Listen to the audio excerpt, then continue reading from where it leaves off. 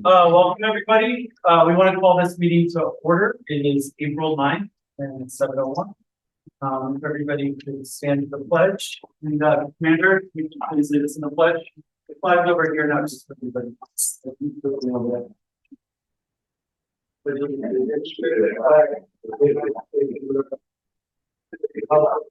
And one nation under God, indivisible, with liberty and justice for all. Everybody, please remain standing. We'd like to have a moment of silence for William Wurtzel, also led by Commander Kamichi. We have an open prayer I'd like to read here for our fallen comrade.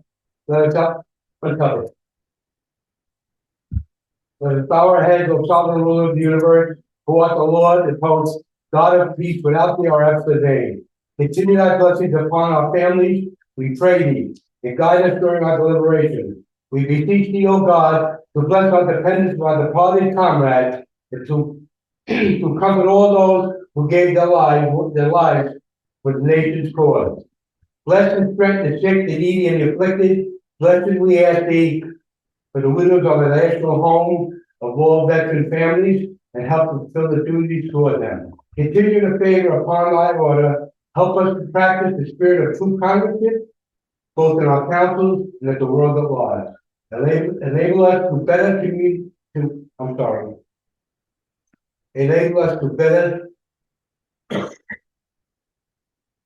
the community in which we live through our devotion to duty as a citizen. We now have a moment of silent prayer for our departed comrade, Bill Wurtzel, who served 25 years in the U.S. Air Force as a Master Sergeant.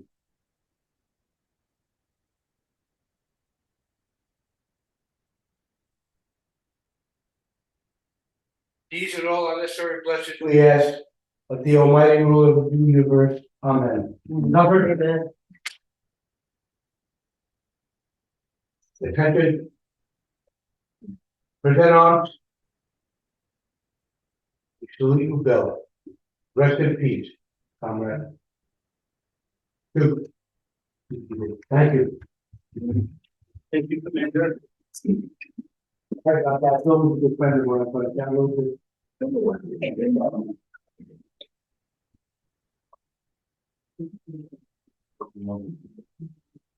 Sue, could you please roll call?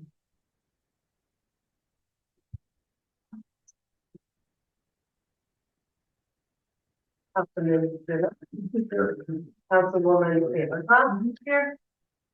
Supervisor John Chipolato. President. Councilman Tom Migliorino. President. Councilperson Maura Burrell. Here. And read any correspondence that's come in.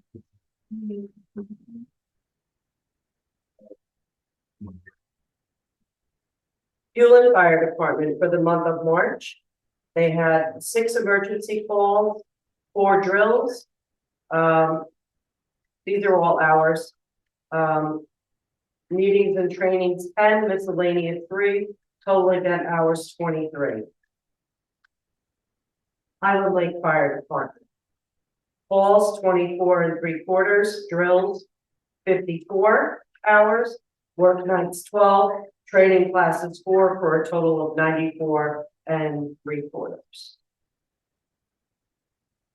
Highland Ambulance Service, 21 calls, 2 drills, 1 meeting, 2 mutual aid assistance calls for a total of 169 man hours. From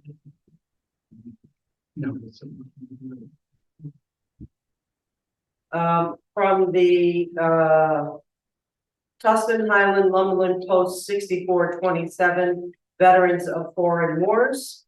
On Monday, May 27, 2024 at 1:00 p.m. the Tustin Highland Lumberland Post 6427, and the Sylvan Libla American Legion Post 1363 will be holding Memorial Day services at Heroes Park in Eldred, honoring all our fallen heroes.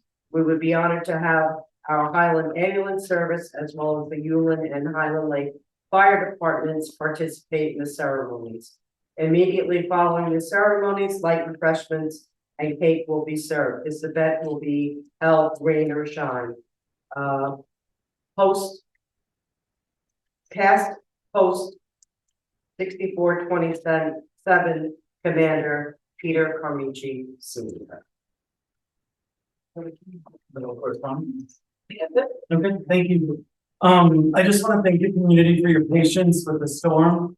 It was unexpected, you know, we were into April, a lot of our regional supervisors and contact people were on spring break with their families, not expecting a winter storm at the beginning of April. So we had to reroute some things, but they did a great job. They worked very well. I hope everybody felt like we were in communication and you saw enough of a response and everybody felt comfortable. We did open the Storm Center on Wednesday and Thursday. We didn't have anybody attend, but I would like to thank Paula Campbell, who provided refreshments and sat with me on Wednesday. And then I'd like to also thank our Deputy Supervisor Glenn Pontier and Councilperson Laura Burrell for hosting the Storm Center and Recharge and Warming Center or Cooling Center, depending on the day and the weather at the time, on Thursday. So thank you both for that as well. Again, additionally, if there's anybody in the community that you know of that needs to be checked on when there's a storm, when there's no power, please let myself know, let Sue know, or let Linda Anderson know. We've compiled a list. We were able to get to everybody on that list. Some people said, take me off your list. I don't get you to come around anymore. But we were able to dispatch like other neighbors to check on people. There was like some trees blocking certain sections of road over on Crawford. It was really unfortunate. There was like 3 people on our call list that were blocked between Bluestone and Bella Drive. And one of our wonderful residents, Felicia Lee from Bella Road, was able to check on some people for us. So that was really helpful. So thank you. Thank you to everybody at Dixie Village and everybody who really showed their kindness during the storm. Also, thank you to the community. Everybody was wonderful. It was a wonderful return to the Ullin St. Patrick's Day Parade. Thank you to Matt Phillips, who was there on St. Patrick's Day. It went off without a hitch. Thank you to Andrew Valenti for your detailing of the St. Patrick's statue. It was a triumphant return, but it wasn't too much. We didn't have any of the kind of nefarious activities that led to its demise. So we're really happy that it came back and we're building it back better than ever. So thank you for that. We did set up at the last meeting that we were going to work on some conflict resolution with the regional agency. We made a couple attempts to set up an appointment, so I wanted to see if we could set up an appointment now. Councilperson Constant, we can come up with 3 dates next week where we could set an appointment time. I don't have any availability. When is your soonest availability? I have. Could we set that by the end of the meeting if you? Okay, you can respond to the email. Okay, thanks.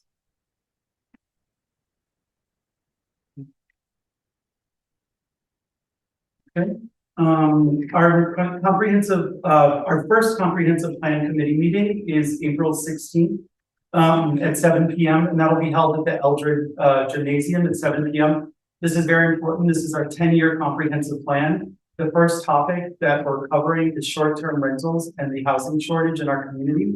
So anybody who is part of an Airbnb situation, anybody who has neighbors that have an Airbnb, we really want the community to engage. We're making plans to really write our codes and have a plan and a shared vision within the community for the next 10 years. So we really need active participation. We reserved the gymnasium at the Eldred Central School so that everybody can participate and you can accommodate the most people. Again, it's at 7 p.m. We have 2 members of the Sullivan County Planning Board who are helping us with this. Carol Roy and Heather Jackson are going to be leading the session off. Heather will sort of start the first hour with talking about what the comprehensive plan is and the mechanisms that are in place to make the changes. And then, Carol Roy will be leading the conversation on short-term rentals and give us some statistics about our housing shortage. So again, we really want as much participation from the community as possible. Our community is being honored, we were the, hosts of the 2022 and 2023 Shad Fest via the, Berryville Farmers Market. The DOT nominated the Upper Delaware Scenic Byway, with an award, so we'll be receiving a nationally recognized award for the Shad Fest, and it'll shed a really positive light on our community, so we're really happy. Thank you to everybody who's participated. We were gonna take a year off from having another Shad Fest, but the River's Edge has graciously offered to sponsor a Shad Shindig on May 18th. So we'll be able to, say thanks to all the people who participated in that. It'll also take place at the Berryville Farmers Market during the day, and then it'll lead over to the River's Edge at night. They graciously sponsored it and to acknowledge our awards. So thank you, and the community's invited to that, of course. And the only other announcement I have, one of our residents in Eldred, Amber Tamblin, is bringing her father, Russ Tamblin, to Bethel Woods this weekend. There's flyers over there if anybody would like to come. It's at 5 o'clock. He's doing a reading from his book, and they're doing a Q&A. So everybody is invited. With that, pardon? The name of the book? The name of the book is Living on the Edge or something like that. He was the original Rip and West Side Stories. So he's going to come and talk about all his experiences. It's going to be really exciting. He was on The View today. He's like 89 years old, and so it's going to be a really wonderful thing. And it's nice that we have a local connection as well. So I encourage everybody to attend who's available. And with that, I leave it to you, Mr. Joe Barnes. All right. It's our March 12th meeting. We've been out 2 times for snow removal. Since that meeting, we were just getting cleaned up from the storm in February, and then we had the storm last week, so we've been doing nothing but cleaning up tree branches. Had a couple roads closed during that storm, Clark Road and Crawford Road. We're in the process of changing springs on one of the trucks, the small single axle dump trucks. The lifts have been very handy. They've been used several times. And probably going to discuss the stone bids and the generator, correct? Yes, well, no, actually, the generator, because it was a non-required, bid process, because it was part of the state program, we don't need to vote on that anymore. We're going to go ahead with our ARPA funds. But with the stone bids, Okay, and the generator would have been handy during the power outage. sure, sorry. Sure up that. Okay. For stone bids, if you want to see them, I have them. There was 3 different vendors that got different stone. Gore Trucking from Hortonville had 7 bids. Callahan from Bridgeville had 11 bids, and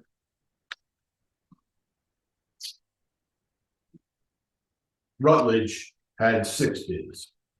And that covered all the stone. There was some no bid. So that's the extent of the bids. Got it. So would we like to take a look at those and make a call now? We typically accept all the stone bids so that the highway supervisor has the discretion at the time that he has to order it, to make the purchase of what's most available. Sometimes you accept from one bid group, they may not have what you need at the time that they need it, so we accept all the stone bids. Right. Discretion of the highway superintendent.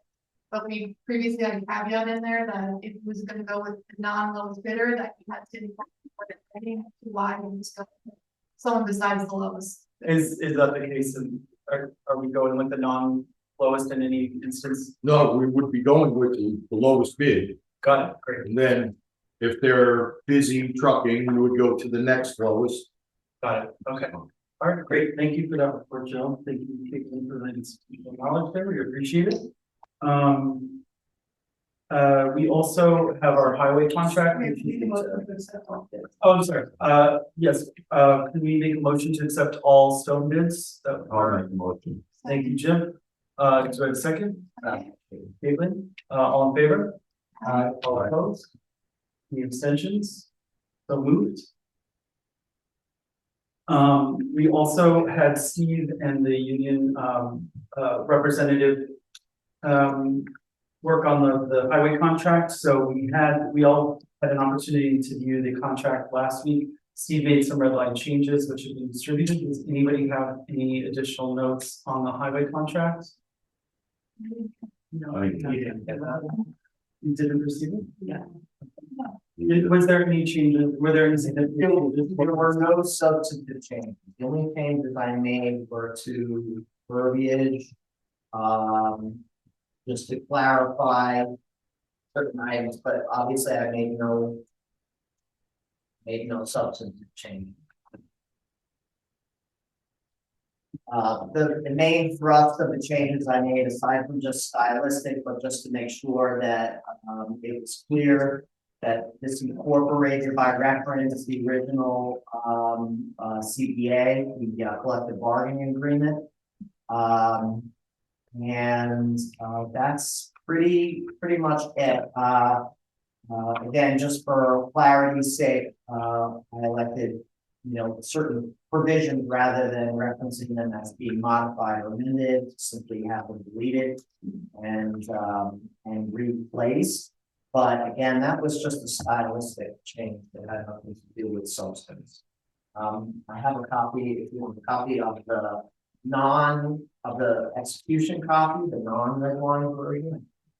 Well.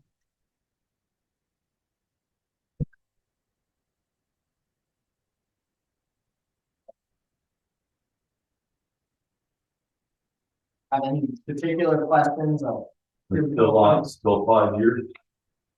Yeah, that was at the request of the highway department, and we were able to accommodate that in our negotiations. They requested it, we saw no harm in it. We followed the same model of what the increase rate was based on this last So we contract. didn't vote on it, we just.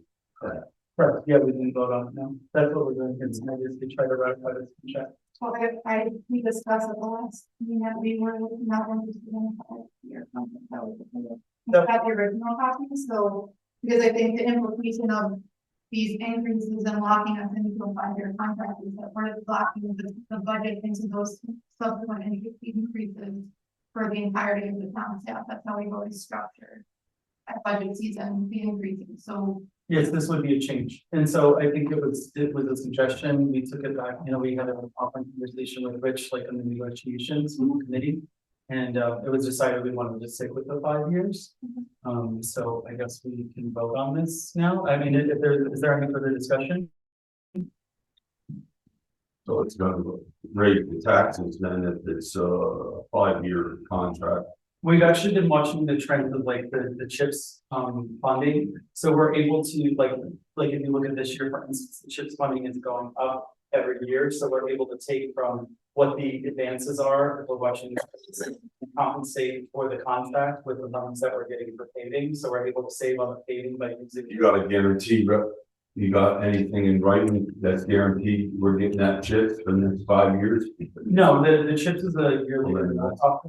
so the state comes down with their budget, but like I said, we've been watching the trends. So this year, for instance, represents 30% increase in CHIPS funding. We are building our reserve in a bigger way. We took our ARPA funds to pay for a lot of the highway equipment, like the lifts and the generator, closing the loop there. So I feel confident that between our investments and the trends of the CHIPS funding, that we could cover the 2-year increases. I mean, when you're looking at it, like this year represents around $5,000 an increase for the highway employees, plus I think $100 increase for equipment. So if we look at like 6 employees at a $5,000 increase, we're looking at $30,000 of an increase, and that is more than covered by what the trends are in the CHIPS reporting. So we felt it necessary to accommodate our only full-time employees within the town, which is our highway department. And I feel confident that if it's not here, that we'll find other funding and programs. We have several grants in the works that we're not going to announce, but that could be applied to these sort of things until they come through. I feel very confident that we'd be able to find the money at the percentage rate without raising taxes, because that's always something that we're looking to avoid at all costs. Is there any further discussions? The opportunity to review it because that's the company, so Sure. you're more comfortable having. Were you able to review the last version? Yes, but then when there was the question of, Laura had indicated there was a clause that, we could renegotiate after a certain period of time, if we interested, but then. The attorney didn't see that in there, so I wanted to go there and do that was in there. And Could we review that? Let's see. I don't have to hold it. But also, I mean, the public had concerns about a 5-year contract, we had concerns about a 5-year contract, and it sounds like you guys had a discussion that didn't include our input about the 5-year contract. So No, the committee who was, the personnel committee who was negotiating this with the union rep did meet back, circle back with the union rep, circle back with the attorney, and so we're presenting this now to the community. We didn't have these actual conversations, just so everybody knows the structure. We have committees assigned to each one of our departments, so we have a personnel committee that's been meeting with the union representative. The union representative expresses the concerns of the board, of the full-time employees, presents it to the personnel committee. Personnel committee discusses things among themselves and with the lawyer, and that's what we're doing right now, is presenting it to the community support.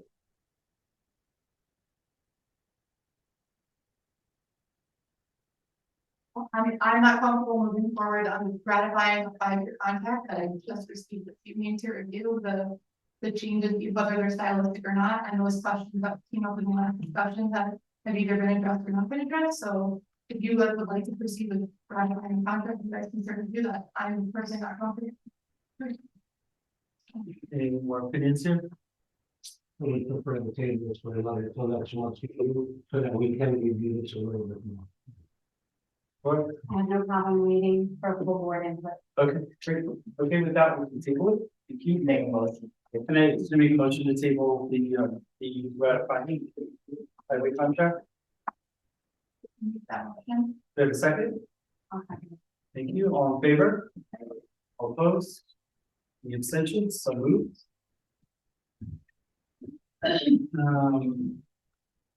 We still are waiting for some information from the DEC on the scope of work for the river accesses project. That was one thing we met with Joe and Daryl about the Silver Feather Award, and we're still identifying site work. We're just waiting for some final determinations from the DEC. And we'll talk about some other issues pertaining to the highway department and the insurance portion of this as it pertains to a private property owner and tenant. So we'll talk about that more in the insurance committee section of the meeting. 9/11 Heroes Park, Pete and Andy and Arnold, thank you guys for being here. Andy has a presentation and I give you the report.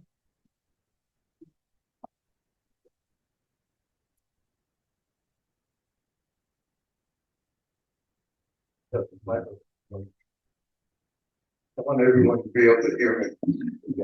Good evening and happy April, everybody. April is a very busy month. Coming up next week is National Volunteer Week. So I'd like to remind everyone to plan to participate in this year's Glitter Sweep on Saturday, April 20th. End of commercial. Earth Day is the 22nd of April. Arbor Day is the 26th. Arbor Day was the vision of one person, a Nebraskan by the name of J. Sterling. In 1872, he came up with the idea of Arbor Day, and 1 million trees were planted in Nebraska that year. And since then, Arbor Day is celebrated worldwide. And that's precisely, it is precisely the idea of planting a tree that brings me before you tonight. We have an opportunity to apply for a survivor's tree for placement in Heroes Park. Hundreds of trees grace the plaza of the 9/11 Memorial in New York City. but only one is unlike all the rest. The collapse of the Twin Towers on September 11, 2001 nearly destroyed it, but it was salvaged and nursed back to health. Today it stands strong again at the memorial and is known around the world as the Survivors Tree. Seedlings from the Survivors Tree have been grown, and now those seedlings stand over 10 feet tall and are ready to be planted at permanent locations. Memorial parks, such as our Heroes Park, can request Survivors Tree seedling from the 911 Memorial to enhance our own 9/11 Memorial. A little background history. More than 20 years ago, Highland resident Mauro Jafrida came to the supervisor's office and informed me of the opportunity to obtain a World Trade Center relic. I applied to the Port Authority that very day. 3 years later, I received a response, "Come pick up your steel." Our emergency service providers went to a hangar at the JFK airport and brought back our 241-pound I-beam home. We set up a citizen committee to decide how to best display our 911 relic, and the outcome was our Heroes Park. I have to recognize two of the committee members originally, Bill Hopbaker and Dwayne Hanson, are here, and I appreciate them being here. Anyway, look,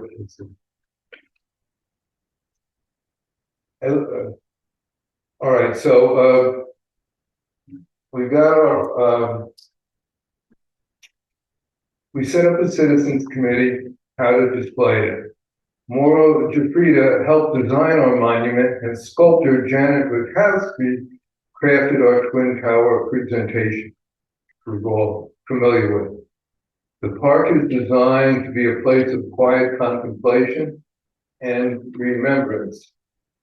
Services are held at Heroes Park every Memorial Day, September 11th, and on Veterans Day. Sadly, Mauro Jafrida passed away in 2017 from a 9/11 generated illness.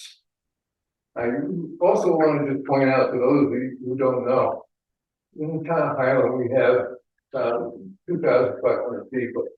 Well, we had 10% of our total population participated in either working at or financially supporting that project. So it's unique in the town's history that we had that much participation.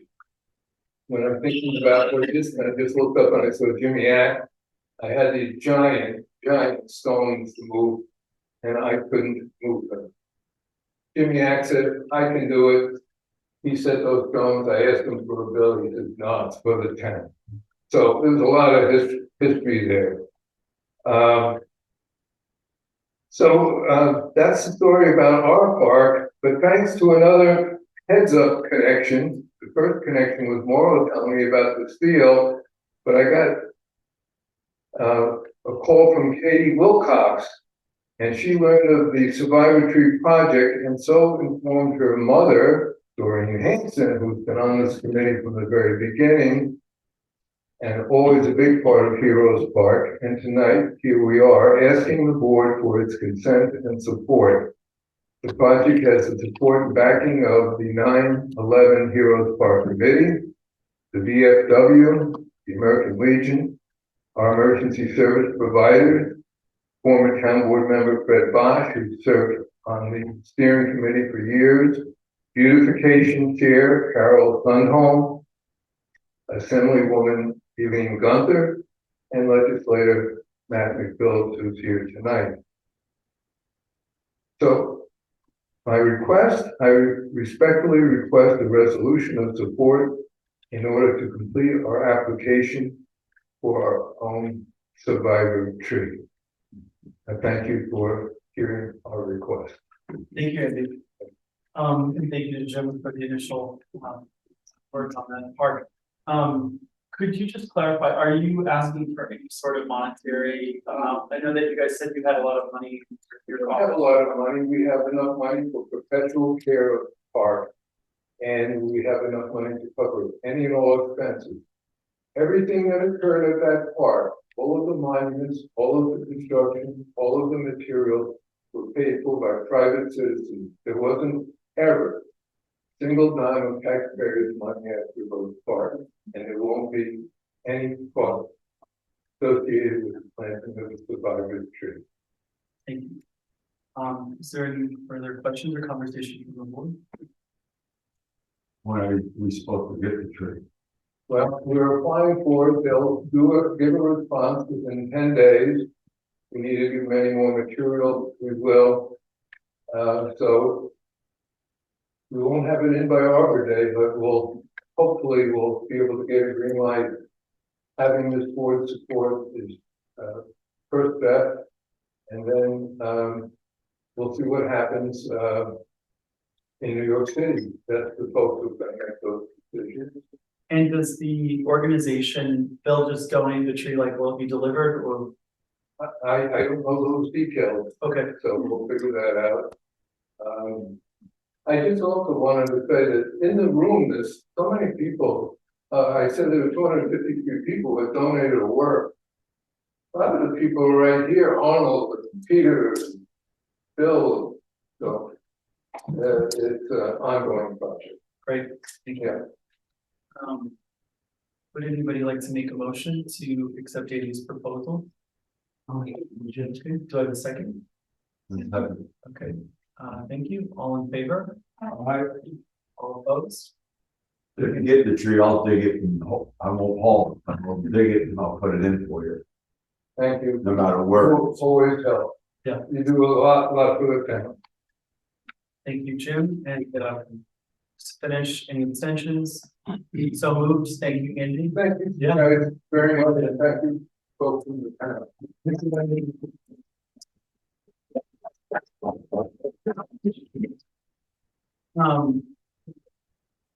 Next on to the town historian, we do have flyers there, for the 175th anniversary of the Union. Now, they're having a celebration to commemorate the anniversary at the Latin Waxing Inn. And there's a handout for anybody that's interested over there, I believe it's April 29th. Buildings may, have, Tom Mori give their report. You're up, Tom. Okay, these were the repairs that were made this month, actually the month of March, on the following buildings: the town hall. We had Tim, resident maintenance man, we painted John in Terry's office. We also had the town crew change the water filters in the building. They've been very helpful with doing minor repairs on these buildings. So it limits our cost. We had a new exterminator started working for the town, so he's going to go from building to building, getting a feel for things and taking a look and see what we need to exterminate. Our court out.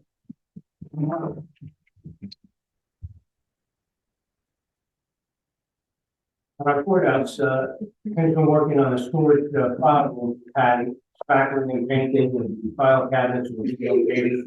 We're trying to get that organized. The town crew once again reinstalled the number post, the address post on the building. And our community center, kitchen sink drain was clogged. We had Larry Fry come out. He staked the drain, replaced the piping underneath the sink. The town crew is working on a trellis in front of the school to trim the bushes and trees around the building, as well as clean the gardens and mulch. That's about it for this for the month of March. Thank you. Tom? We got a couple issues up at the senior center there. Okay, just want to bring it to your attention. The water cooler, you know about that, right? I do. So, it's broken, the hot water doesn't work. That needs to be replaced. In the men's room, the divide between the sink and the urinal is coming out of the wall. I guess when they're in there, they're leaning on that and it's very weak and it's pretty heavy. If that falls on somebody's foot, then have a liability issue. So that needs to be addressed as soon as possible. And you put out Hero Park. Pardon? Hero Park, me. Hit it. Let's go back. That was on it, you went over. Yeah, yeah. Okay, I forgive you. We're getting ready for Memorial Day. Check out the letters, you got one tonight, you're ready here. And, I took down the POW MIA flag, was tattered, was really in rough shape. There had a lot of wind over the winter and in the fall, so, that's down. American flag is there, that's kind of ripped a little bit, but that's okay. I ordered the 2 flags to VFW, they came today, and we'll be putting them up next week. Again, a couple of my guys, we have to adjust the rope on the pole there and get the 2 flags hung up before Memorial Day. And you read the letter about the service, it'll be 1 o'clock, the 27th, that's Monday. Thank Okay, you very much. thank you. On May 18th is our town cleanup day, so Sue will be issuing permits beginning on May 1st. So basically, per property that you own or per plot, you get a permit. We are gonna do a special tire specific dumpster this year because we're finding that the bulk of our of a lot of what people want to get rid of are tires, and there's different ways to both recycle them and save energy and work within that with Thompson Sanitation. So we're working with their team to get a tire specific dumpster. We do ask that residents limit it to 4 tires. And we're trying to get the dumpster in place for the UDC cleanup because a lot of times when we're going to these specific sites along the river, sadly, people are dumping a lot of tree or tires along, over cliffs and things. The first year that we did the UDC cleanup, we pulled out 34 tires from just the Lumberland site alone, which was really upsetting in addition to mattresses and baby carriages and all kinds of terrible things. So we want to have a place for those tires to go, but we do ask that you limit it to 4, and then we'll be hopefully having that in place for the UDC cleanup on April 20th as well. Yes, do you have anything to add with the permits? No, we'll be ready, Okay, great, ready for sign up and. great. Laura, can you give us a web and technology update, please? Absolutely. We are live with audio and video tonight over Zoom. This is what I would call a dry run. We're recording it to hear for ambient noise in the audience versus using the mics and participants from the public speaking. We will be posting a link onto our website that will take you to YouTube to watch the video. So if you missed the meeting or you couldn't join live on Zoom, you can catch up and watch via YouTube, which is allows us to host larger videos if a meeting should run 3 hours. Hopefully not. We also did some back-end research on trying to identify more email addresses with the @townofhighland.ny, ny.com, sorry, for our planning, zoning, and staff, just to streamline communications, make sure we're using the security, having dedicated emails that aren't personal emails, which allows us to have a greater protection for volunteers and elected officials as well as staff. So we're looking into buying an additional 10 emails to hand those out to various people. And we have that proposal, which I think we should make a motion to vote on tonight. Secure Cloud came back with a total one-time fee of $50. It was like $49.38. Is the actual proposal? No, but it's under $100, so I don't know if it necessarily needs to be. I mean, we can extend it to everybody. It's $49.38 is a one-time fee from Secure Cloud to secure 10 more additional email addresses. Did anybody have any discussion you'd like to jump on that? Now, we would be 2 additional that we weren't using, we have 12 in here, so I would like to make the suggestion that the full board uses Town of Highland email addresses. We're emailing other people to get a hold of some people. Some emails are bouncing, so I'd really like the board to utilize those the Town of Highland official emails moving forward for clear and guaranteed communication. Do I have a motion to both extend our email usage by 10 and to moving forward, use the official town of Highland emails for all town board correspondence. Well, I think it's hard to make it a requirement if every time we reach a threshold, we need to make another purchase. If people like long-standing members of the town have been using emails and they have their information in one place and they choose not to, we should allow that option. Well, the only thing is like for several time sensitive like votes, scheduling of meetings, we've had bounces where we can't get a hold of some town employees and board members. So I would like to, you know, it all centralizes the information. And that way we would know for sure that they're in receipt of the emails, you know, we're able to check out Secure Cloud. If there's I'm sorry. You can't keep both, you know. No, it was for setting up like special meetings for votes, like we had, like, even when we set up our initial reorganization meeting, there was like an issue with in receipt of an email. We also received bounced emails when we were setting up different committee assignments, so it's become an issue that we're having a communication issue. Any further conversation? Tom, I know you're using your personal right now. I would prefer to have a town email, we discussed that in the past. I don't get the emails and the television looks good for me, so. This is for all the point that you got to get a hold of it. It's married to my sister, my wife's phone too, so the bounces just pick the phone up. So I don't know if the emails, I don't have time if I'm driving the truck to start, you know, texting back and forth and all that, so. Why don't we just have a motion to purchase the additional, and then people who want to use them can use them and. Any further conversation? I agree. So do I have a motion to adopt the 10 additional emails from Secure Cloud? I'll make that motion. Okay, do I have a second? That we just clarify for the rate not to exceed $50. Sure, yes. Do I have a motion to purchase the 10 additional emails and the rate will not exceed $50? I'll make that motion. Okay, do I have a second? I'll second it. Okay, all in favor? Aye. All opposed? Any abstentions? So moved. And then one last thing under web tech, we're populating the calendar with the community/senior center events and activities. We're trying to really utilize the website with all the features, so you'll see our calendar has expanded in terms of what's happening in and around town.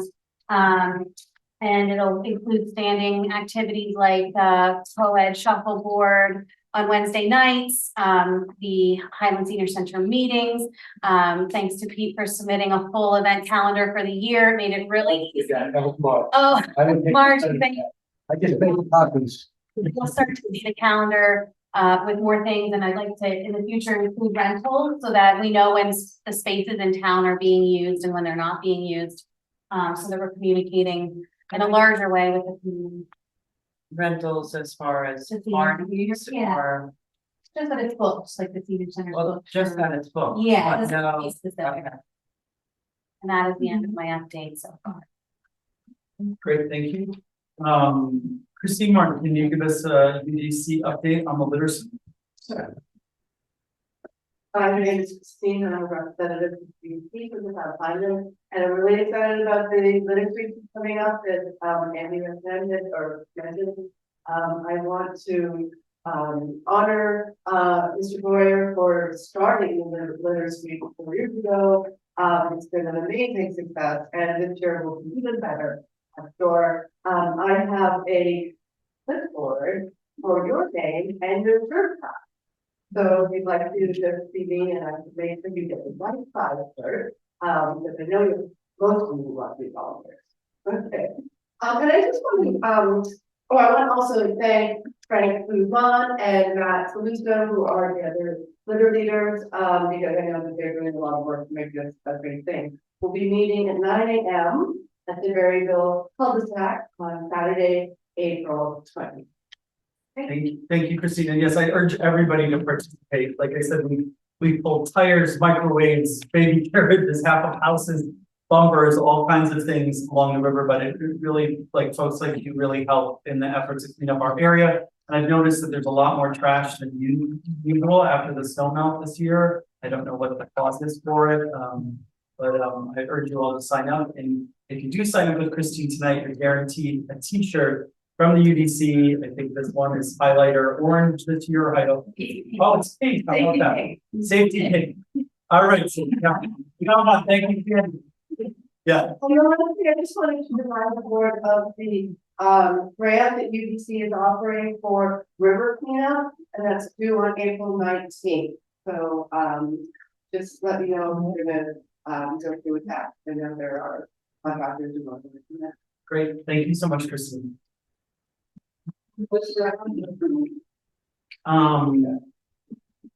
Emergency committee.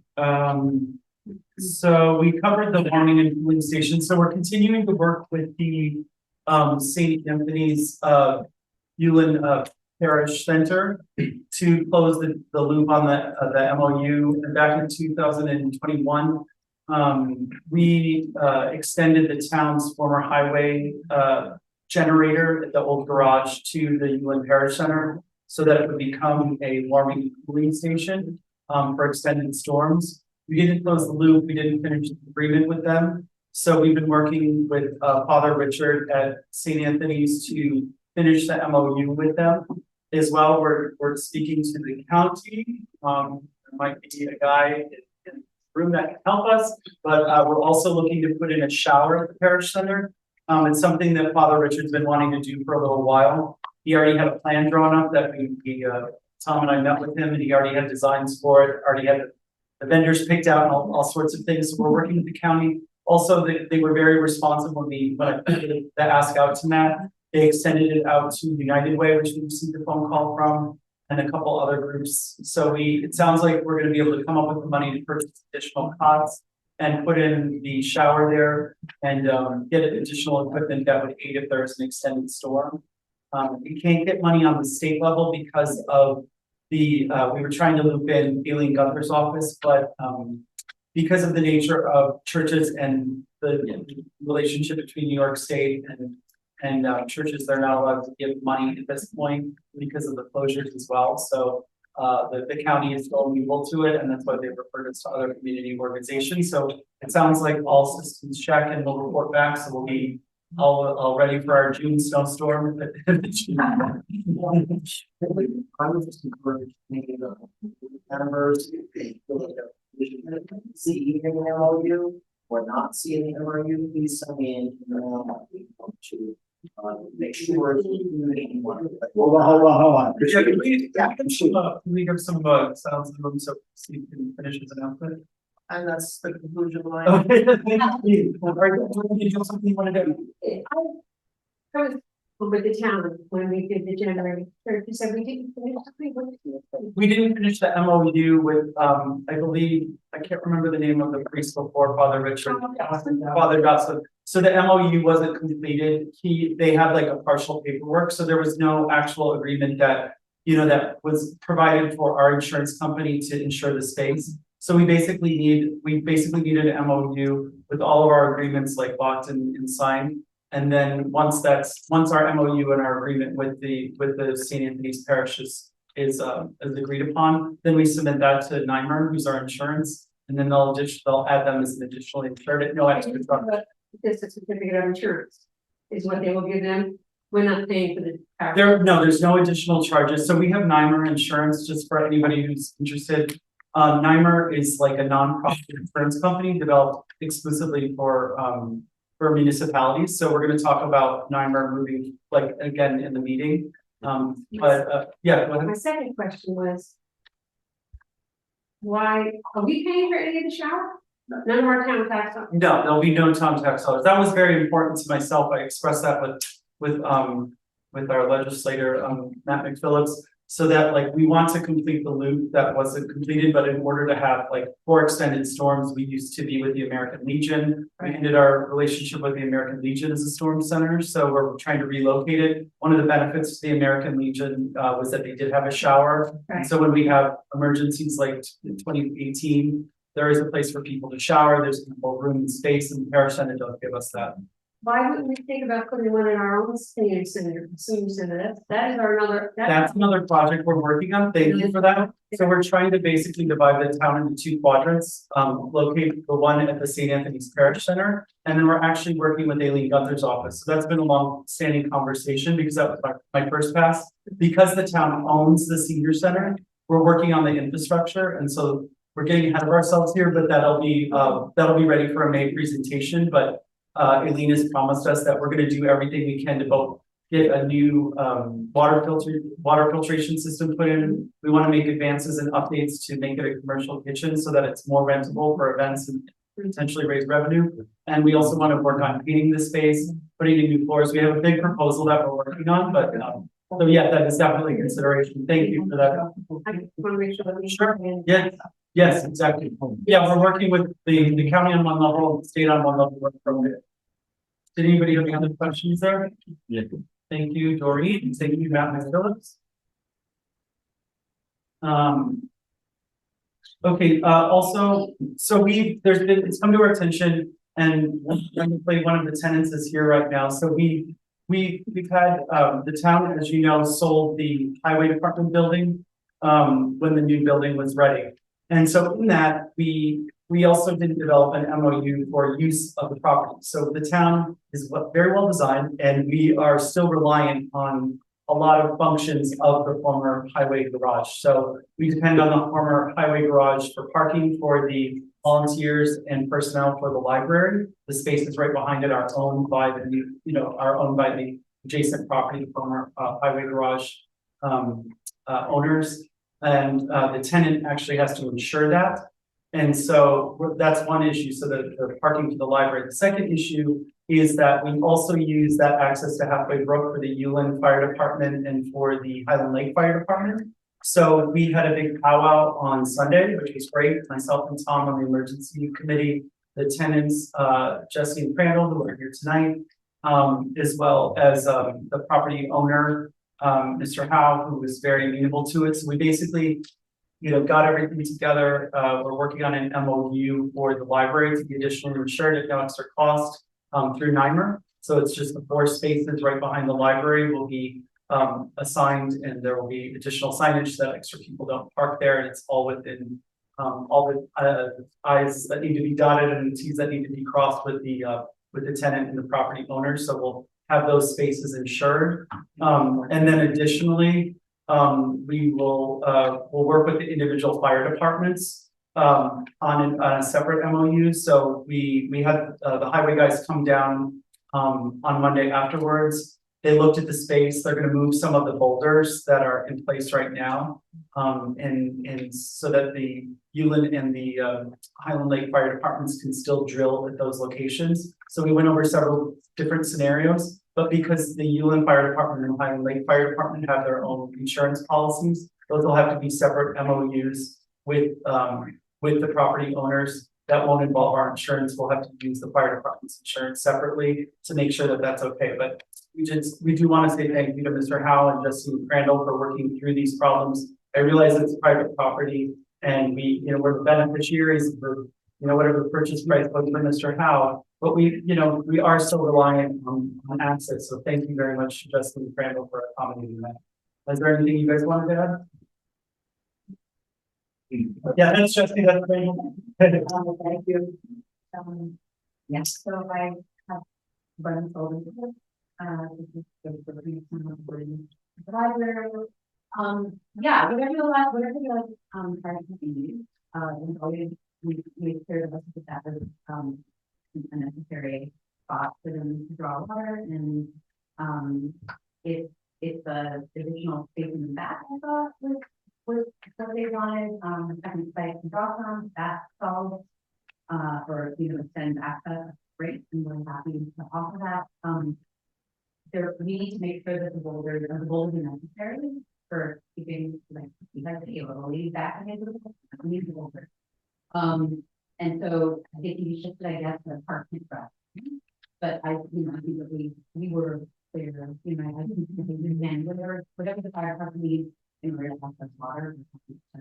Yeah, and after the meeting, it sounds like the Highland Lake Fire Department might need something different than what the Uland Fire Department needs. They need access to the water, but there's extensive drilling that goes on, like fire department drills with the Uland Fire Department at that location, and then the Highland Lake Fire Department just has different size trucks. So there may be two separate agreements or MOUs that'll come your way, but regardless, thank you. And yeah, great. So thank you again.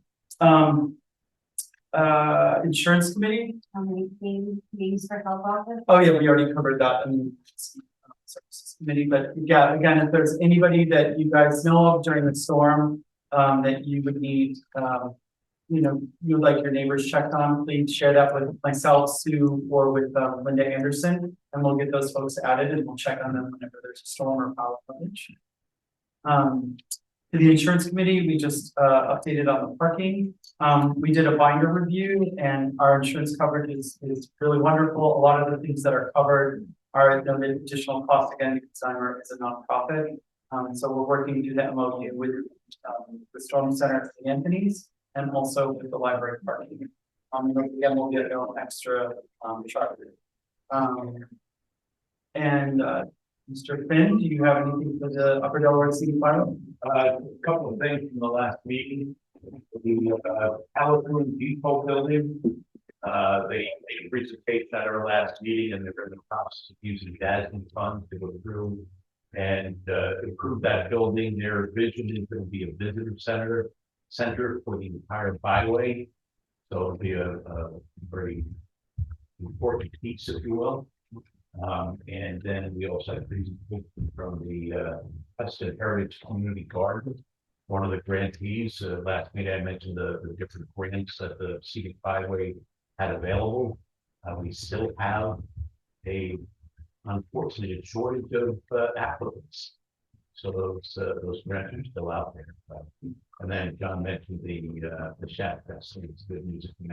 Yeah, just to reiterate, so the grant programs that are available, we have signage grants for signage along the byway. Yeah. Pollinator habitats, vista clearing, and arts and culture grants. And so those make up about, it's a pretty sizable number, about $18,000 a year of the operating budget. So if anybody has any of those projects that they'd like to submit, please do so. Anything else? No. Okay, thank you, Jerry. Youth and park development. Caitlin, did you have anything you wanted to add there? Going past the grants and. Yeah, so again, thank you to Matt McPhillips. Matt's looking out. So the deadline was missed by Koinonia for the program. We also did not get an application in on time, but we dedicated ARPA funds to help pay for Koinonia for the after school programs to subsidize it for residents in town. And so the youth commission is extending, they've received extra state funds. And so there's going to be another round of funding that's been made available. So we're going to most likely, I would think, I've been told that we are shoe in for some new Euro grant funds. Definitely apply. Yeah. So we're for sure going to apply and be very stringent on getting our applications in on time and providing all the information that's requested. But it's very exciting that there's a second round of funding. Our program is paid for by ARPA funds. That's a once in a lifetime hopefully opportunity that we receive pandemic funding. Sorry for all you at home, I knocked on the table. I hope that wasn't too loud with microphones. Yeah, so we're in good shape with our after school program and summer program. So thank you to everybody involved. The grant committee report. Sure. Yep. Laura, did you want to give us an update on the Sullivan 180 application? It was submitted under deadline. I have a little back and forth with Sullivan 180 in terms of a few items, but this would be a grant for flower planting, various locations throughout the town. I want to thank Carol Sunholm for the amount of incredible work she does, but she provided a really thorough list of mulch needs, soil needs, flower needs for hanging baskets. We'll be looking to touch base with with NICEAG and DOT, so we can get ready for hanging our flowers and doing our planting, and the Sullivan 180 grant, I plan to present to the Marion O'Neill Culture Club at their next meeting, for their feedback as well. Looks like we will, get funded. I've gotten very positive response from one of you.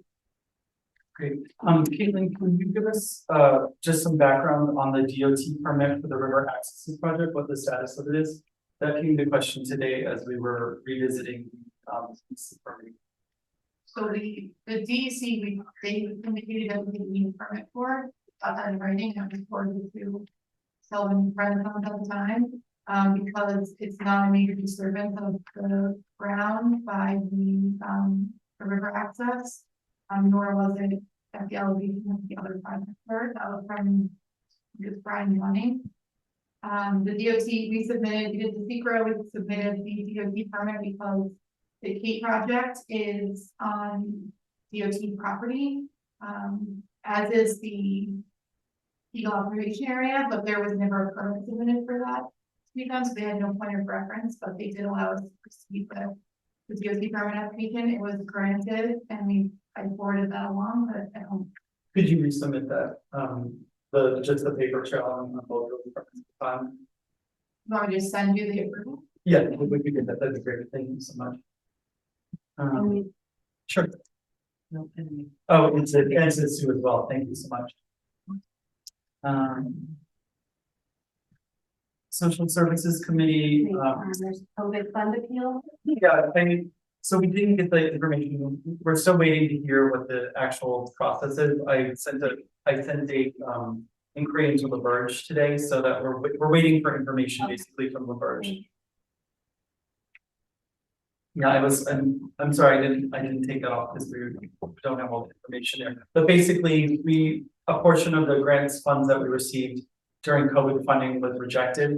And so we have until, do you guys remember I think it's the end of.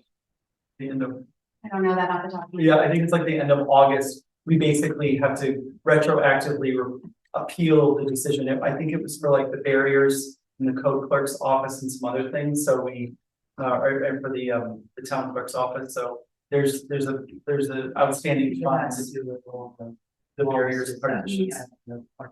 Yeah, so we just need to get reimbursed for those funds. And so we're in the appeal process right now, but we did that via our consultants at the time of March.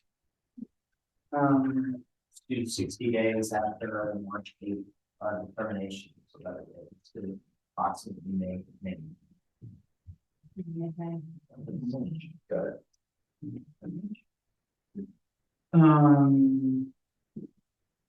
Social Services, did you have any report for RCP, Margie? No, not until June. Okay. Oh yeah, the meeting's coming up in June. So gearing up for that meeting in June, if anybody has any questions, please see Margie. Marion O'Neill Culture Club, I think I see one of the fearless leaders, Shane Pearson. Do you have anything you wanted to add about the St. Patrick's Day Parade? Or any other goings on with the committee? No, I know something was fun talking about maybe something from Memorial Day weekend.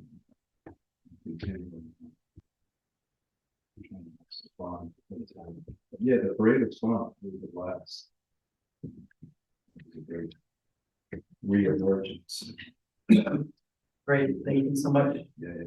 The Energy Committee, I know Paula Campbell isn't here today, but basically, because one of our code enforcers from USCO has the proper certifications, we are eligible for a climate smart community. So we're going to be receiving $10,000 to extend our climate smart initiatives. So that includes like split systems, monitors on air conditioning, nesting systems, all kinds of things that we can use for our buildings department. But it's really fortunate. The gentleman's name is Chris that works with USCO, had that extra certification. So Paula sent the certification in, and we're already receiving that $10,000 grant. So that's very exciting, and that'll go towards climate smart initiatives within the town buildings. That's very exciting.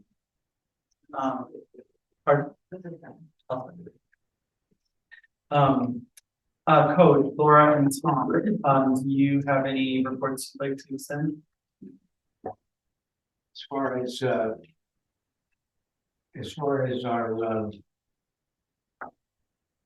revolving commercial floating district, we had a meeting this evening with, our town attorney Steve, Barry Hapkin, Paul Burkhart, Laura, myself, and,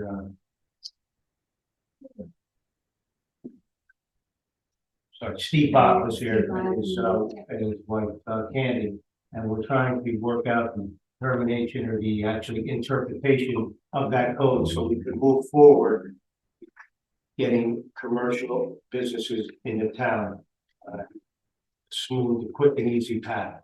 So I believe we'll have that meeting and discuss this and have the code rewritten so we can move forward. As well, our attorney for the town, Steve Mogul, asked to be recused for a case that he was contacted about. Somebody asked for legal advice, and so he asked for recusal on something that's hearing before the zoning board of appeals. Oh, sorry. It's planning, yeah, it's planning and zoning. So we, at our reorganization meeting, appointed special counsel. So Javed will be presiding over those cases, and there'll be no conflict of interest with Steve at those meetings. At this time, we are going to go into executive session for the purposes of hiring additional staff for code enforcement clerk, as well as the secretary for the planning and zoning boards, as well as the alternate for the planning board. All these are personnel issues, so we're going to take a break. The refreshments have been provided graciously by Martin Bernisi and Miriam Rubino. So do I have a motion to go into executive session?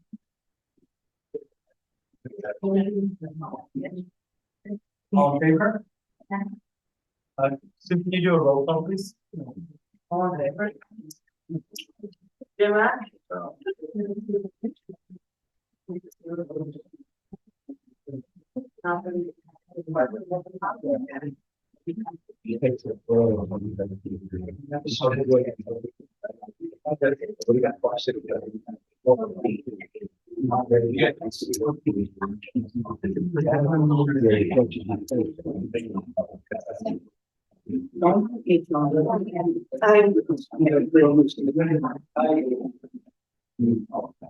Yeah.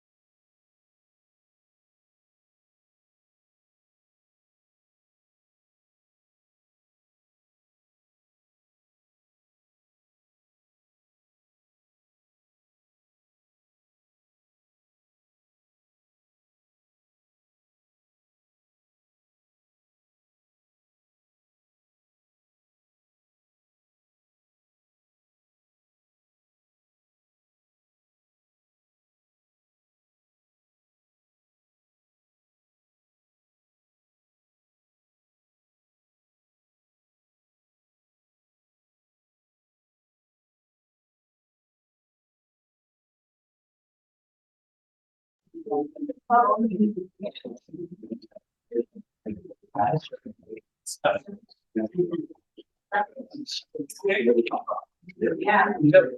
Everyone come back from executive session. Make your motion. Do I have a second? Sorry, thank you guys for sticking with us. I think it's thinned out just a little bit. Yes. We just show me the motion. Sure, do we have any, do we have any extensions or any no's to bring back the executive session? You guys okay? All in favor?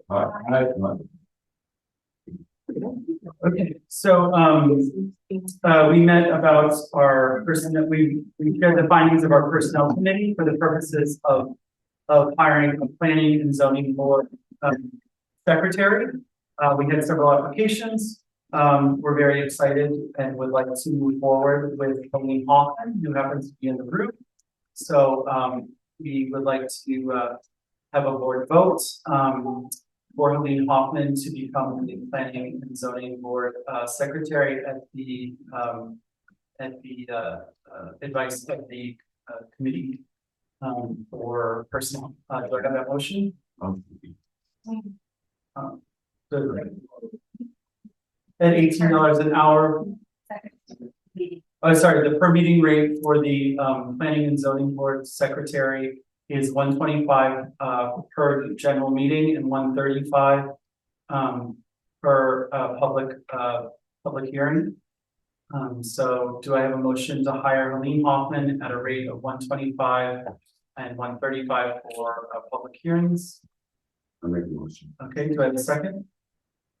I'll second. Okay, all in favor? Aye. All opposed? Any abstentions? Sue, can you do a roll call, please? Councilman Act, Yes. Councilwoman Hawk, Yeah, the rest is on. Yes. Councilman Nicolini, Yes. Councilperson. Yeah. So moved. Welcome to town.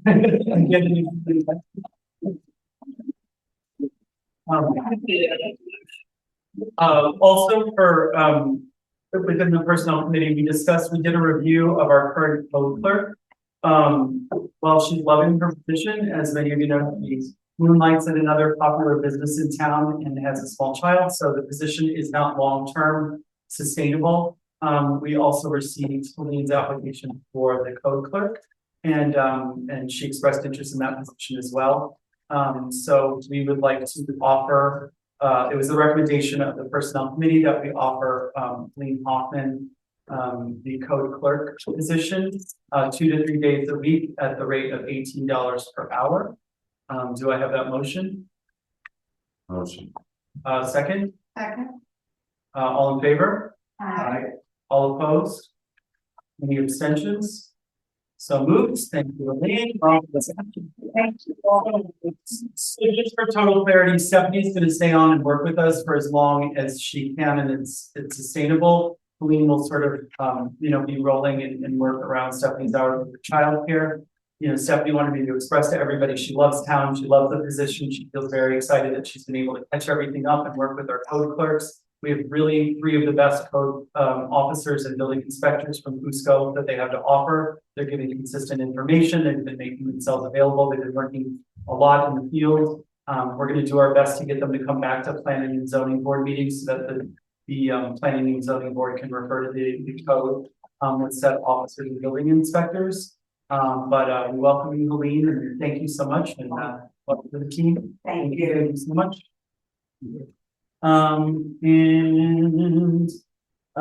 We also met with members of the community for the planning board alternate position. One of our members was promoted to a full-time member, so that left a vacancy.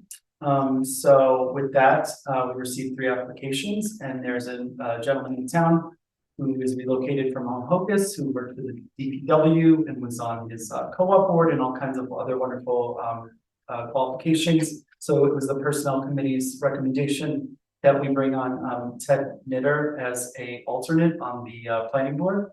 Do I have a motion sure, I'm gonna have to get the spelling, I think it's K-N-U-E-T-T-E-R. Pronounce knitter. Yes. So do I have that motion? Motion. Second? I'll say it. Okay, all in favor? All opposed? Any abstentions? So moved. Is there any old business anybody would like to discuss? Any new business? Okay, with that, do we have any public comment?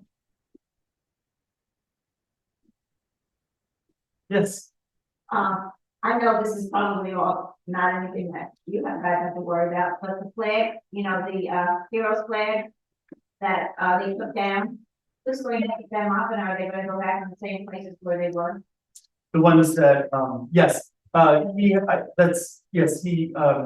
Pete came in the other day and said that he had ordered new flags and that he was gonna put those up, but.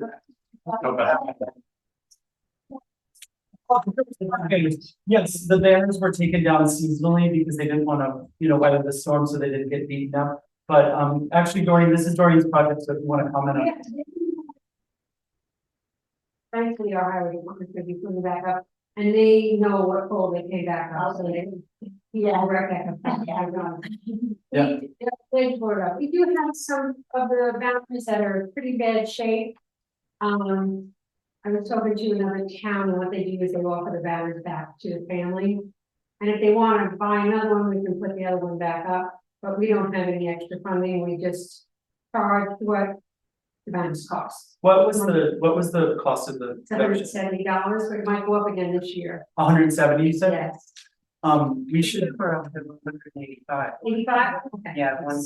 So what I think we should do is talk, did you work on that project with Doreen Warner by chance? No, She is a really great resource because the chamber banners were produced in Mass, and then we put up the Hamlet banners along 97. So she is a really great source for those, especially when you buy in bulk. So if we make a list of how many potentially need to be replaced and how many new applications we get, maybe we can visit that and look for grant funding, or, look for extra money or dollars to replace those, because that'd be I great. feel like we need to honor our veterans and their families, for their service, so if we That can. would be great if we get a grant and we can pay for them, but some people have already paid to replace. That's why we don't want to ask the family to do it again. I think we should talk about, like you said, replacing the ones that are damaged, but still having that application fee from, whoever is putting The it. only thing is I'm gonna have to go to NICEAG again and ask them to use all the polls they gave me permission. There's so many,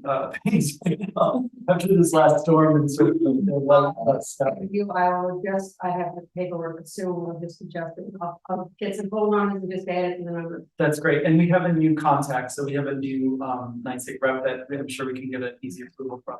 But yeah, that's great, if you can just give us a list of how many need to be replaced. Okay. Pardon? Between now and Memorial Day, we get. I don't think we'll get it done by then. I don't think we'll get it done. I think we should put up what we have, save the polls that the people were on, and then we can look for it, because it probably won't be. How many banners approximately do you think need to be replaced? Be replaced? No, I mean, the ones that are all up. Oh, we want to, I don't know, 5? Yeah. Maybe? Yeah, I think so. So I'm paying just one of them out there. And some of the family And members. some of my house paid Doug, I'm paying for Mayor and some of the others, so maybe right now it's just 2. Okay, So it might not be. yeah, and it's, We open them up and look. got it, and again, if we could maybe just circle back with Doreen, because she's got a really great source for this, she saved the chamber a significant amount of money when we were. We use these kind of numbers. Pardon? What did she use, you know? She uses a group, I think they're out of Ohio, if I'm not mistaken, who did the ones for her Hamlet. We can connect with her after the These meeting. are ones that, Manamore. But we can get a better deal. I like the consistency of using. The same vendor. Yeah, Yeah. because changing that, it's gonna delay things, I think we should pick the. This year, plan and then. and then maybe next year, yeah, we'll think about. What we're gonna keep doing, I don't know. Great. When, you know. I have a list of about, I think 8. for new banners for this year. I haven't advertised yet. because I don't know if we That's really the can. question, what direction do we go in? Right. We go more toward human? Keep going that way? The barren ones, sadly, because there's so much traffic. Yeah, I'm just, the guys realize, when the highway guys put them up higher, they last longer when they went up higher. Right. So they get down here, so it's either go toward Newark, and every once in a while I get someone to say, I live on Hind Lake Road, people head up that way, and you go do it that way. I'll go around and I'll get 3 or 4 poles in every direction, just so I have extra in case more. Yeah, I think it's nice to honor people in their In there. neighborhoods. Come down the road and see their family member. It's great. Thank you. Yeah, thank you. Is there any more public comment? Yes. It's maybe a minor point, but it's typical of my thinking. Housing shortage. I come into the town of Highland, I want to purchase a house, and they're not available. I don't think that's what we're talking about. I think we're talking about rental. When you speak of a housing shortage, I believe you're talking about rental properties, if I'm not mistaken. So that's a very complicated issue. So the county's approaching it, the state's approaching it. It's a real problem in New York State, and it's exacerbated by Airbnb. Because basically people are seeing a high yield return on, said individuals find, the town of Highland a buzzy place to be. There's nice restaurants here. They come in, there's large corporations that are now forming and groups of citizens, groups of people that are forming little corps and buying up to like 15, 16 houses in a community that are all owned by like, smaller groups of people. So it's driving our housing values kind of up. It's like artificially sending the prices up because they know what yield they can get from the return. So it's actually pricing families out that are looking to buy because they're competing with people, with bigger dollars than maybe a local family would have. So it's a twofold thing. It's rental and it's also purchase price. Our housing market in general has soared during COVID with people trying to flee the city and other, large urban centers. And so their money is maybe greater than somebody that's local. This is the way life operates. If you're willing to pay the going rate, you can obtain a house. So it's not like there's a shortage. It's just that the people are asking a fair amount of money, which delights some people and distresses other people. So it's not really a shortage. It's an economic situation of, can you afford to purchase a house here in the town of Highland? But what is an issue is the short-term rentals. That I understand is a problem because they're popping up all over the place and people are using it to get additional income. But with all due respect, I don't think there's a housing shortage. Some people may not be able to afford the price of the house, but if you want to pay the price, you can buy a house. So therefore, there is no housing shortage. With all due respect, there's lots of research that shows that Airbnb artificially drives up housing prices anywhere they have a significant presence. Double-digit excess, unnatural, not related to normal economic activity. That's not a debated fact anymore. Housing and rental all go together because of exactly what John's talking about. These aren't mom and pops getting together. There are cities in this country with 75% of the quote unquote available housing stock is owned by corporate or private equity interests, holding it off the market to rent it so that they can milk people on the rent. The question is, we have given approval for rental housing. And that's what we're talking about. For 1 second, we have rented the Eldred School Gymnasium for this very topic. And we're going to be presenting a lot of information. So next Tuesday at 7 p.m. to 9 p.m., we're going to have a public forum where they're going to share data. We're going to have these kind of conversations and people can debate it and everybody will be given ample time to do so. But I think we should move on and save these really worthwhile conversations for that meeting. Jerry. Yeah, moving to a different topic. There was a comment earlier about the beautification grant. And I know there was a comment made in one of the earlier meetings, There was a comment made in one of the earlier meetings about somebody saying, can we get some work done up in Highland Lake? So I want to bring that to the forefront again. As you're finding the multiple sites, please make sure you include that part of the town, in the look for sites. Scary.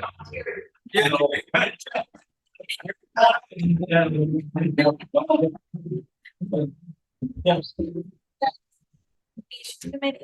Also echoed those statements when I met with them the first time. Okay. So we're kind of dreaming up sites in that area. And- You're not alone in that. There are a couple hundred people who live up there.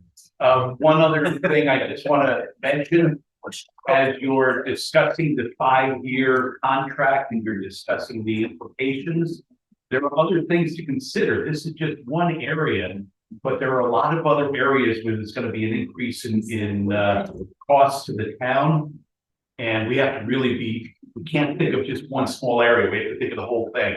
I know, for example, we're in the fire departments are facing significant increases. Contract with the town, so that increase will be ultimately borne by the town, just with some new OSHA requirements that are coming down the road. There's gonna be significant increases there, so as you're looking at that, excuse me, guys. As you're looking at that, please realize that you're gonna have increases all over the place. For sure, and I've already met with, I met with the chief, when we had our meeting. On Sunday, we talked about what the OSHA requirements and what's being proposed by the state. Yeah. There's a lot of terrifying prospects for small communities and small counties like ours that are being proposed by Albany right now that we're working really hard to address and advance and to act out against if it doesn't suit the needs of our community. So we're very well aware. I've sat through like 3 OSHA meetings and Zoom meetings that the state has presented, and there's a lot of terrifying, expensive prospects that they're suggesting. Same thing with housing recommendations, very terrifying prospects. Yeah. So the Board of Supervisors had a meeting addressing some of these housing concerns and the remedies that are being proposed that are more suitable towards like larger municipalities that they're trying to impose on Sullivan County. So just know that we're looking to it and that my mind is always like, we're working on our 10-year comprehensive plan. So what I'm dedicating myself to in general is getting us prepared for the future and the infrastructure of the town, the tax base of the town, and the population of the schools. I mean, there's so many intricate details of how the decisions we make now affect what our lives look like in the next 10 years. And so we're working very hard to address each one of those things. So, we're 4 months in and I feel like we're just getting a really good handle on the needs of our town. And I feel really excited that this is a talented board with a lot of information that we can share and look out for residents and taxpayers. Is there any more? Oh, I'm very sorry. He's gone. However, we have one more small bit of business that the clerk just pointed out. The highway department requested a credit card so that they can make their purchases easier. Some of their vendors don't take checks for 30-day billing. So they would like a credit card. I believe that the municipal cards come with a $5,000 limit, so they can't exceed $5,000. The daily purchase limit is like $2,100. I just did the same thing for my personal card within the town. So do we have a motion to approve a credit card for the highway department with a limit of $5,000? Where would the money to pay that credit card come from? They have their own budget, which I don't know if the public knows, but the highway department has a pretty significant budget that they pay all their bills with. They have their own savings bill account with being New York class. So all payments would come out of the highway department budget. They wouldn't be extended any additional expenditures. It would just be manage funds and to make purchases under $500. We don't have to budget. They're, why they haven't. Most of the time, they set their own accounts up. They're not running multi-million-dollar operations there. So I don't know why they need a credit card now. In 50 years, they haven't used a credit card. We've had. I think they're fine. What it was explained to me when they put in the request was that, like when it comes to like car repairs, when it comes to parts that they can fix, like where they can actually, do the work in the shop, they just need to pick up some parts. A lot of stores, like places where they can get the parts like cheaper, are not accepting like, 30 days or like, set up accounts. Like, I mean, the world, as we all know, is digitizing in a bigger way. And people are less trusting with filling out 30 days, so this just makes their job easier. We can impose a more, conservative limit on the card, if that's something, we can set that up with Jet Bank. But I would like to make their jobs as easy as possible.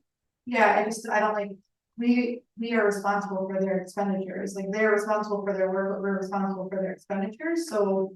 They could, if it's car parts, then they can have an account with NAPA, that's what most other repair shops do, and then they're billed and they're returned for that billing.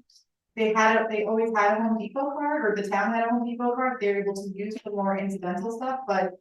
Nobody should just be expending money because of the credit card, like the board still needs to have an understanding of what's happening. Maybe the department should come and make a presentation to the board as to why it's necessary. Okay, yeah, so at the next meeting, and thank you Sue for bringing that up, at the next meeting, we will have Joe give a presentation and they can give us the needs and then we can take a formal vote at that time, or you can share your concerns and you can address those at the next meeting. Is everybody comfortable with that? Yes. Okay, it is now 8:45. I would like to see if there's a motion to conclude tonight's meeting. All right, okay.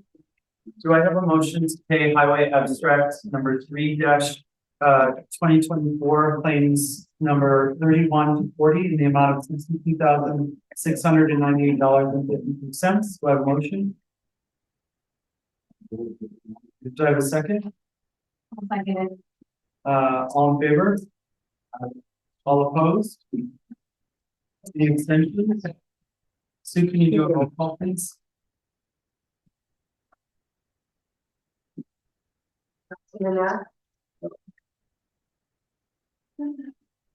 Councilwoman House.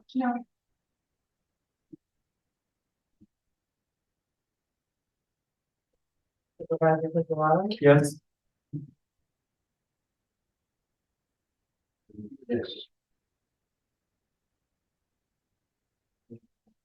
Councilman President. Laura. Yeah. So moved. Do I have a motion to pay general abstract number 3-2024 claims number 73 to 102 in the amount of $115,824.34? What's all considered? Did you have a public comment? What's all considered? That's the highway list that we paid for out of ARPA funds. Thank you. I'll make that motion. Do I have a second? I'll second it. All in favor? All opposed? No. Any abstentions? So moved. Do I have a motion to pay Eldred Streetlights number 3-2024 claims yes. Do I have a motion to approve Eldred Streetlights number 3-2024 claim number 3 in the amount of $139.08? Do I have a motion? Motion. All in favor? All opposed? Any abstentions? So moved. Do I have a motion to conclude this evening's meeting? Motion to adjourn. Yes. I hate when people that used to work here, because they say, well, I didn't see her, we did this. When I was here. We had one credit card. Bookkeeper kept it, or I kept it, and every department needed to use it, we was a big purchase, we had the supervisor, we say, okay, we just don't want to go with that credit card. The highway department did it, our first, the department that couldn't get something that we couldn't get for 12 and something else, it's one credit card. That's all I'm saying. Thank you for your input. Do I have a motion to adjourn tonight's meeting? Second? All in favor? All opposed? Extension, so moved. Thank you to everybody who's been tonight. Thanks for all your input. Good.